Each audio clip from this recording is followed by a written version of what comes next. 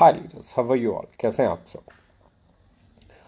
सबसे पहली चीज़, आज बड़ा अलग सा दौर चल रहा है और चीज़ों को मेरा मानना है कि हमें ज़रूर समझना चाहिए और समझने का प्रयास करना चाहिए। ये समझने और समझने के प्रयास करने में कुछ चीज़ें सामने आ जाती हैं। आज के दौर में किसी भी चीज़ को स्टडी करना बहुत मुश्किल काम नहीं है, क्योंकि पहले बुक्स ढूंढनी पड़ती थी, 10 लोगों से बात करनी पड़ती थी। आज 10 लोगों से बात करके और बहुत कुछ गूगल करके समझ में आ जाता है। तो जहाँ जितना भी मैंने स्टडी किया इस रिसेशन के दौर को, तो कुछ चीज़ें सामने आई जो मैं आज आप लोगों के साथ डिस्कस करना चाहता हूँ, क्योंकि बहुत इम्पॉर्टेंट चीज़ें हैं जो अगर हम आपस में डिस्कस करेंगे तो कुछ चीज़ें नई निकल के आएंगी। नई क्या निकल के आएंगी? जैसे आईएमएफ। आईएमएफ क्या है? International monetary fund. आईएमएफ क्या कहता है? It is going to be a deep recession, maybe the largest global recession. ये जो रिसेशन 2020 में शुरू हो रहा है, ये हो सकता है डीप रिसेशन हो सकता है लार्जेस्ट रिसेशन और हो सकता है ये रिसेशन डिप्रेशन तक भी चला जाए। रिसेशन और डिप्रेशन में एक अंतर होता है। कम समय में जो कम समय तक रहता है उसे हम रिसेशन कहते हैं, और जो बहुत लंबा रिसेशन अगर चल जाए तो उसको डिप्रेशन का रूप ले लिया जाता है, क्योंकि बहुत सारे लोग उसमें डिप्रेशन के फेज में चले जाते हैं। अब इसका कॉज क्या है? ये जो रिसेशन 2020 आ रहा है, इसका कॉज क्या है? इसका कॉज है कोरोना वायरस पैंडेमिक। अब इसमें प्रॉब्लम क्या हो सकती हैं? Included market instability and lockdown. Lockdown हो ही गया है, मार्केट इनस्टेबल नज़र ही आ रही है। अब इसके आउटकम क्या आ सकते हैं? इसकी इसके होने के रिजल्ट क्या होंगे? इस रिसेशन के रिजल्ट क्या हो सकते हैं? सर, शार्प राइज इन जो मैं unemployment, sharp rise in unemployment, यानी कि बेरोजगारी बहुत तेजी से बढ़ सकती है। बेरोजगारी बढ़ सकती है। 2020 stock market crash. Stock market में बहुत बड़ा डाउनफॉल आ सकता है। 25-30% का डाउनफॉल तो बहुत मेजर शेयर्स में पीछे ही देखने को मिला।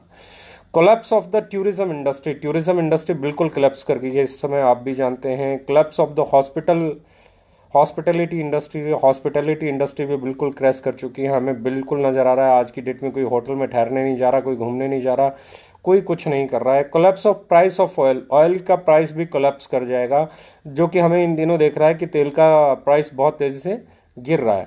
कोलैप्स के बहुत सारी चीज़ें हैं जो कोलैप्स हो रही हैं। हॉस्पिटैलिटी हो गई आपका, शेयर मार्केट में क्रैश, बहुत बड़ा डाउनफॉल देखने को मिल रहा है। ऑयल प्राइस में हमें देखने को मिल रहा है। अब डिस्टेब्लिशमेंट अगर मैं बात करूं, यहां पे आती है collapse of energy industry. Energy industry में भी बहुत बड़ा डाउनफॉल देखने को मिलेगा। इंक्रीज इन गवर्नमेंट डेप्ट। गवर्नमेंट के डेप्ट में भी बड़ा इंक्रीज हो सकता है, यानी कि बहुत सारे लोग जो इंडस्ट्रीज़ के लिए लोन लेके बैठे हैं और या तरह तरह का लोन लेके बैठे हैं, वो हो सकता है ना पे करें। मिस और खर्चे बढ़ेंगे, क्योंकि सबकी केयर करनी है, गरीबों की, किसान की, छोटे इंडस्ट्रियलिस्ट की, गवर्नमेंट एम्प्लॉयज़ की, हर सेक्टर को केयर करने की कोशिश करेंगे, तो इसमें गवर्नमेंट डेप्ट्स बढ़ने के चांसेस हो जाते हैं। अब जो आठवां स्टेप में बात कर रहा हूं, आठवां जो बड़ा चेंज आएगा वो है मेजर डाउन टर्न इन, अब जो मैं बोल रहा हूं कंज्यूमरिज्म, यानी कि जो कंज्यूमर्स हैं वो विक्रेता, उपभोक्ता की अगर मैं बात करूं तो बहुत तेजी से नीचे की तरफ जाएगा। Market liquidity crisis. मार्केट में लिक्विडिटी क्राइसिस आ जाएंगे। ये कुछ चीज़ें हैं जो मैं आज चीज़ें बहुत दिनों से मैं इनके आउटपुट भी क्या आएंगे और इसके रिजल्ट भी क्या हो सकते हैं, उस पर भी हम लोग बात करेंगे। अब कंज्यूमर्स के स्टेटस को अगर हम समझने की बात करें तो हमें कंज्यूमर के स्टेटस को समझने में बहुत बड़ी ज़रूरत है। कंज्यूमर स्टेटस की अगर हम बात करते हैं, कंज्यूमर में भी इन डेप्ट हैविली। जो आपका कंज्यूमर है वो डेप्ट में हो सकता है बहुत हैविली, या फिर उसके पास बहुत कम या ना कोई भी सेविंग ना हो। अगर ये लंबा चलता है रिसेशन, तो हो सकता है लोगों के पास, उनके पास कोई सेविंग ना बचे, या बहुत थोड़ी बहुत सेविंग होगी। इसलिए उनके पास जो धन होगा उसे बचाने का प्रयास करेंगे वो लोग। मैं फिर कह रहा हूं कि यानी कि कंज्यूमर के पास या उपभोक्ता के पास या एक आम आदमी के पास या तो फंड्स होंगे ही नहीं, या होंगे तो बहुत कम होंगे। ऐसे में वो अपने पास जो उसके पास पैसा है उसे बचाने की कोशिश करेगा। ना सिर्फ खर्च में कटौती है, पर मुझे ये भी लगता है ना सिर्फ वो खर्च में कटौती करेगा, पर बहुत सारे लोग ऐसे होंगे जो बैंक की अपनी इंस्टॉलमेंट, क्रेडिट कार्ड की, कार की, घर की या पर्सनल लोन की शायद ईएमआई भी ढंग से पे नहीं कर पाएंगे। अगर ऐसा हुआ तो इस एक एक्स्ट्रा बर्डन हमारी इंडियन बैंकिंग सिस्टम के ऊपर भी आएगा, जो बैड डेब्ट्स के तौर पे दिखेगा, और उसका असर भी पूरी इकोनॉमी पे प्रेशर डालने वाला होगा, जो कि फिर गवर्नमेंट के ऊपर ही प्रेशर बनने वाला है। Recession generally means two major things. अगर मैं रिसेशन की बात करता हूं तो रिसेशन में दो चीजें मेजर मानी जाती हैं। नंबर वन, चीपर, मैं बोल रहा हूं cheaper stock and cheaper homes. Number एक चीज जो है, चीपर स्टॉक हो जाएगा और चीपर होम्स हो जाएंगे। छोटे छोटे घर भी हो सकता है, घर भी सस्ते हो जाए, ये बहुत बड़ी संभावना है। और दूसरी जो चीज़ है वो बहुत मतलब अगर मैं बात करूं तो वो ज़्यादा डेंजरस है। सेकंड जो चीज़ है, यूजुअली ड्यूरिंग रिसेशन जो होता है, वेजेस डिक्रीज हो जाती हैं और अनएम्प्लॉयमेंट इंक्रीज हो जाता है। इसे समझ लीजिए, रिसेशन के दौर में वेजेस यानी कि दिहाड़ी मजदूरी इनकम ये कम हो जाती है और अनएम्प्लॉयमेंट बढ़ जाता है। इसका कारण ये है कि कंज्यूमर के पास कम पैसा होता है खर्च करने के लिए, क्योंकि उसके पास इनकम के सोर्सेज बहुत कम हो जाते हैं और बहुत सारे लोगों के पास तो रहते ही नहीं। बेस्ट सेक्टर्स अगर मैं बात कर रहा हूँ इन दिनों जो होंगे, 4 बेस्ट सेक्टर इस रिसेशन में जो बन के उभरेंगे। बेस्ट सेक्टर्स अगर मैं बात कर रहा हूँ जो रिसेशन में बड़े होंगे, एनर्जी सेक्टर को बड़ा हो सकता है, यूटिलिटीज़ का सेक्टर बड़ा हो सकता है, हेल्थ केयर का सेक्टर बड़ा हो सकता है, और कंज्यूमर स्टेपल्स यानी कि जो साबुन, शैम्पू, इस तरह की जो प्रोडक्ट इंडस्ट्री है, ये इंडस्ट्री बड़ी हो सकती है। ये 4 सेक्टर्स बेस्ट सेक्टर्स माने जाते हैं रिसेशन के। अभी तक जितने भी रिसेशंस हुए हैं 1930 से, या फिर अभी हमारे से पीछे 2090 में भी एक छोटा सा रिसेशन गया है अभी भी, और इस बार का रिसेशन काफ़ी गंभीर होने वाला है। तो ये 4 सेक्टर यानी कि एनर्जी, यूटिलिटीज़, हेल्थ केयर और कंज्यूमर स्टेपल्स। अब अगर मैं बात कर रहा हूँ how to market in recession, recession में मार्केट कैसे किया जा सकता है, हम मार्केट में इस वक्त रिसेशन में कैसे मार्केट कर सकते हैं। सबसे पहले हमें we have to understand the recession psychology, recession की साइकोलॉजी को समझना होगा। रिसेशन की साइकोलॉजी, रिसेशन की साइकोलॉजी क्या है, हम क्या मानते हैं, कोई भी कंपनी को लगता है कि उसकी सेल के पीछे उसकी अच्छी मार्केटिंग, उसकी अच्छी एडवर्टीजमेंट, उसकी अच्छी पॉलिसीज, ये सब बड़ा रोल प्ले करते हैं, राइट। पर ऐसा होता नहीं है। सिर्फ आपकी अच्छी एडवर्टीजमेंट, आपकी अच्छी मार्केटिंग, आपकी अच्छी प्रेजेंटेशन ही काफ़ी नहीं है सेल को बढ़ाने के लिए। सेल इस बात पे भी डिपेंड करती है कि कस्टमर की खर्च करने की क्षमता क्या है, कस्टमर क्या पैसा खर्च कर सकता है, इस पे भी डिपेंड करती है आपकी सेल। उसकी आय क्या है, आने वाले समय में उसके भविष्य को वो कितना सुरक्षित मानता है, कितना असुरक्षित मानता है, इस पर भी डिपेंड करती है। अगर उसे लगेगा कि कल प्रमोशन हो जाएगी, ही विल स्पेंड मोर। उसे लगेगा कि कल जॉब चली जाएगी, ही विल स्पेंड लेस, वो कम खर्चेगा। यानी कि बहुत कुछ कस्टमर के हालात कैसे हैं इस पे डिपेंड करता है कि आपकी सेल कैसे होने वाली है। उसकी नौकरी या रोजगार के भविष्य पर भी टिकी हुई है कि उसे लगेगा कि नौकरी मिल जाएगी तो खर्च देगा, उसे लगेगा चली जाएगी तो नहीं खर्चेगा। जब इन सब से ग्राहक निश्चित हो जाता है ना, कि अपने भविष्य को लेकर निश्चित हो जाता है, तो वो खर्चता है।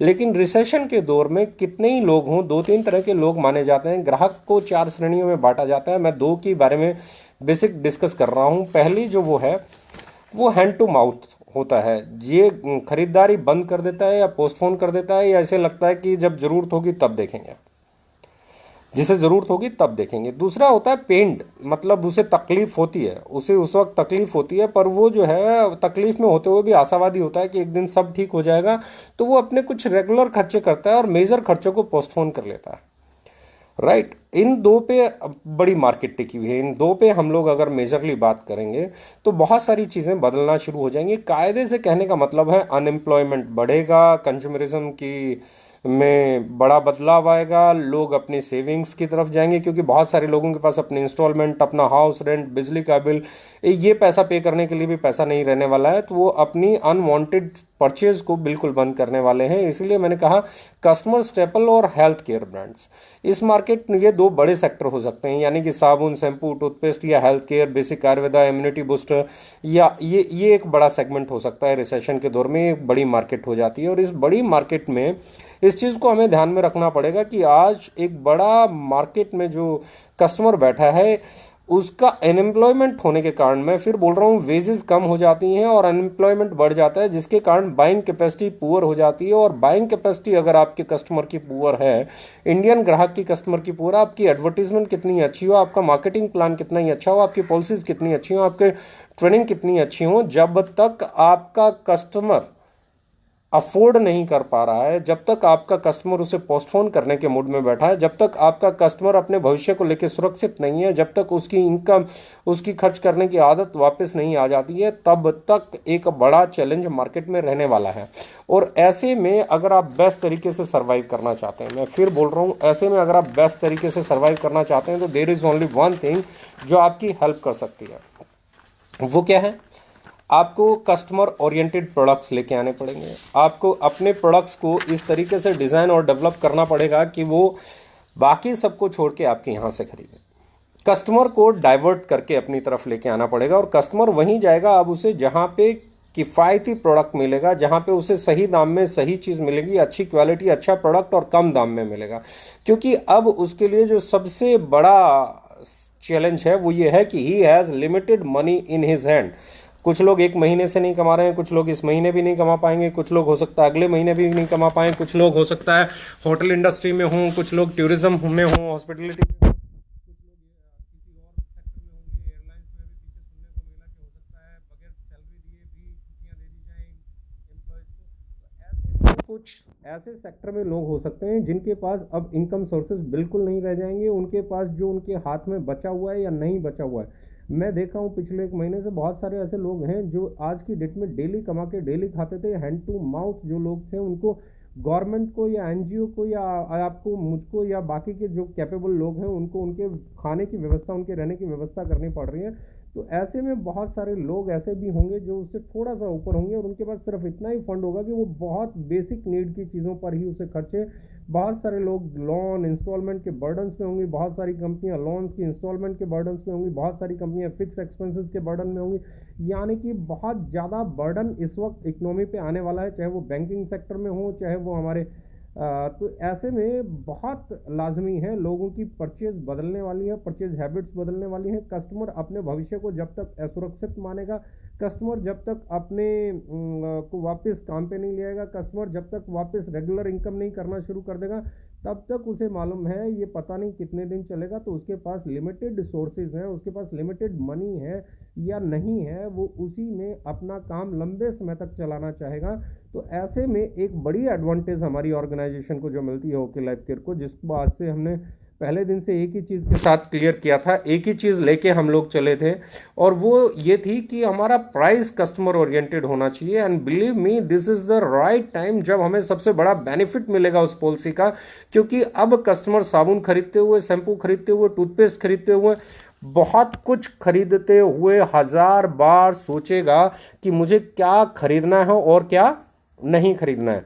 तो ऐसे में जब आप कि लीडर आपका प्रोडक्ट खरीदने जाएंगे तो बड़ा चेंज आएगा, और वो चेंज ये होगा कि लोग आपके प्रोडक्ट को परचेज करना पसंद करेंगे।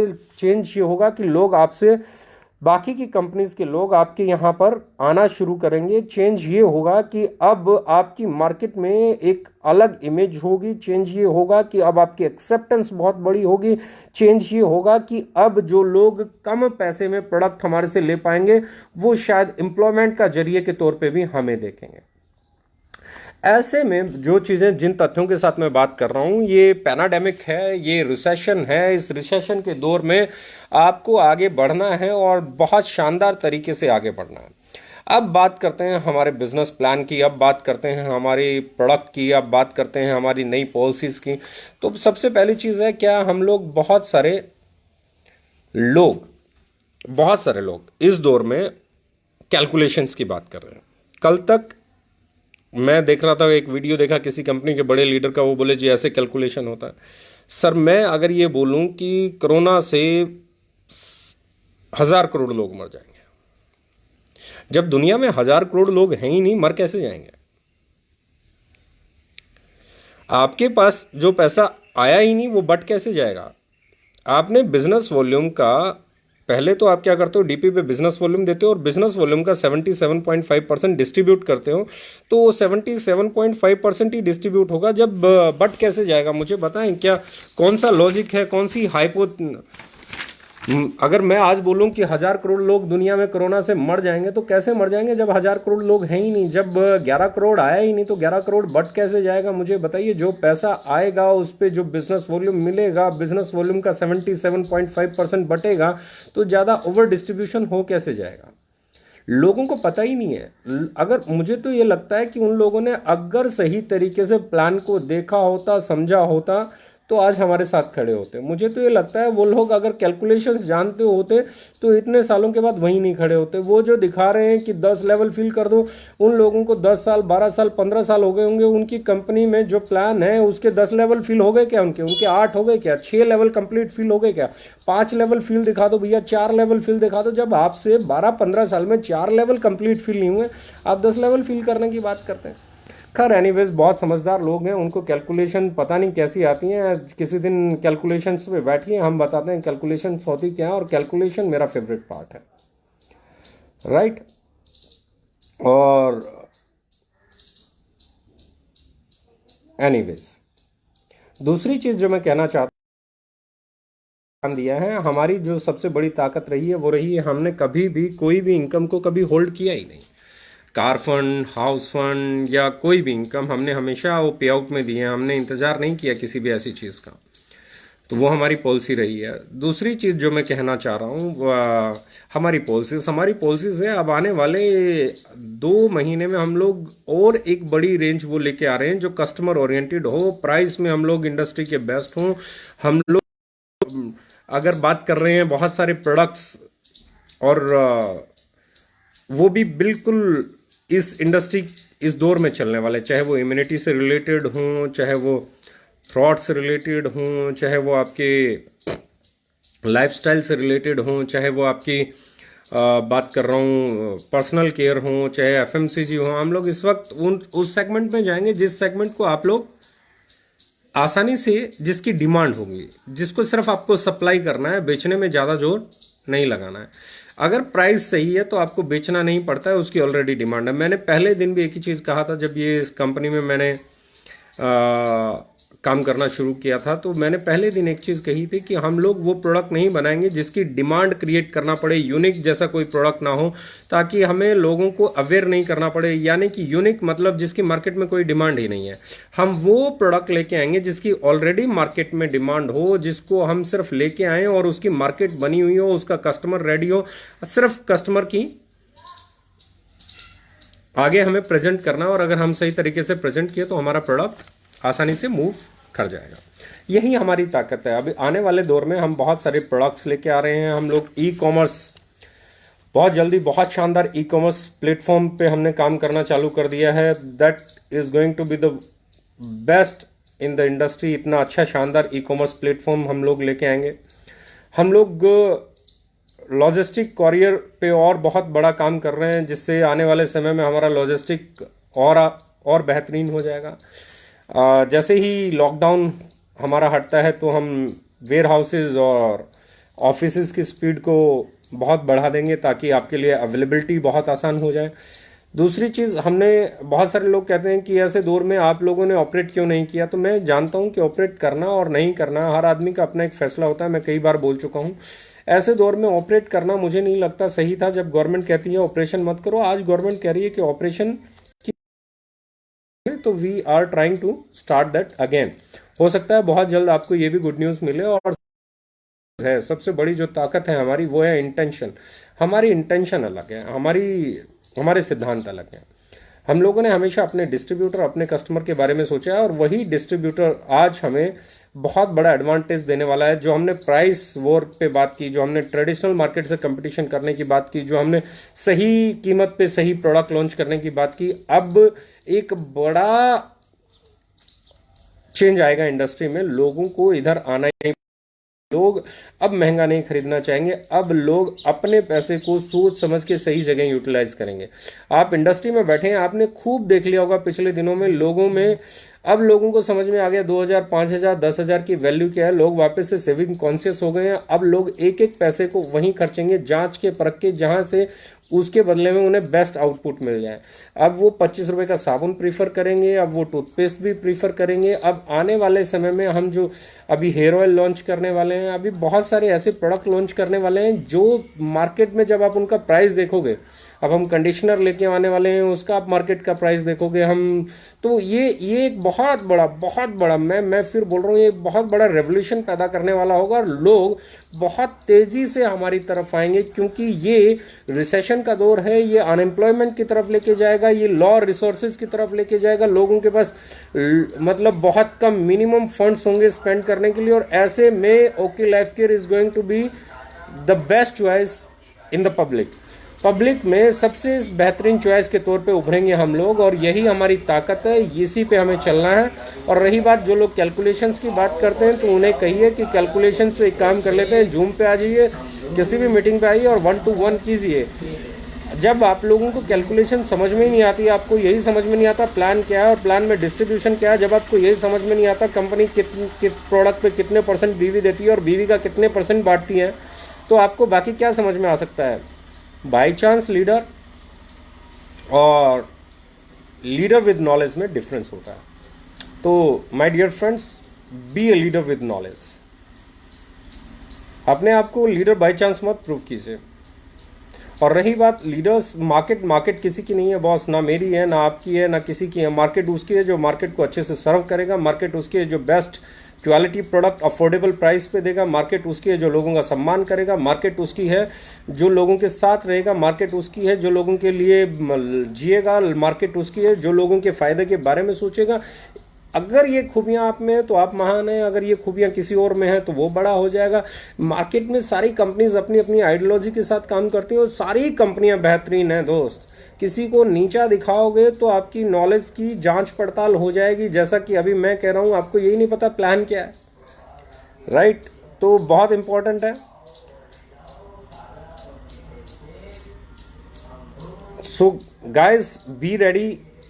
ये रिसेशन ओके लाइफ केयर को बहुत बड़े लेवल पर ले जाने वाला है, क्योंकि रिसेशन में जो कस्टमर को चाहिए वो डिलीवर हम पिछले 3 साल से कर रहे हैं। हमने पिछले 3 साल में वही प्लेटफॉर्म बनाया है जो कस्टमर ओरिएंटेड है, जो डिस्ट्रीब्यूटर ओरिएंटेड है, जो मिनिमम में मैक्सिमम डिलीवर करता है, जहां एक एक प्रोडक्ट की ना लुक, ना फील, ना क्वालिटी, इन पे किसी भी चीज़ पे आप बात करोगे और उसके बाद जब आप प्राइस देखोगे तो आप बोलोगे दिस इज द बेस्ट। जब इतने पैसे में ये मिले तो कोई वो क्यों ले, राइट?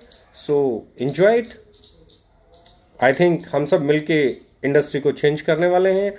रिसेशन क्या है, रिसेशन में हो क्या सकता है, क्या क्या चीज़ें मैंने आज आपके साथ डिस्कस की। एक बहुत डिटेलिंग सेशन और मैं आप लोगों के साथ, हमारे टॉप लीडर्स के साथ on recession and after recession क्या होगा और हमारी पॉलिसीज क्या रहेंगी, उस पर भी मैं करने वाला हूँ। So guys stay tune, keep it up, all the best.